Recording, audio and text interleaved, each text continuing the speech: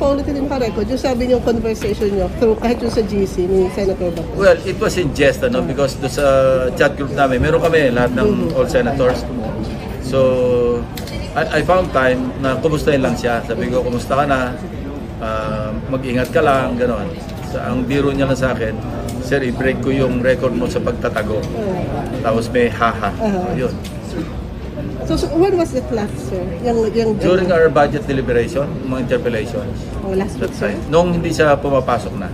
Hindi naman Kinumusta to ko last lang week siya. lang. Hindi naman last week lang po, sir. Hindi naman, mga 2 weeks ago. Okay, sir. So ganun lang, sir, tapos wala na kayong binigay na advice sa kanya? Sabi ko, magtago ka mabuti. Sir, hindi nyo i-advise na lumutang na Biro siya? lang yun. Huwag yung seryoso. Sir, hindi nyo ba siya advise Wala na pa lumutang na? wala pa na official warrant.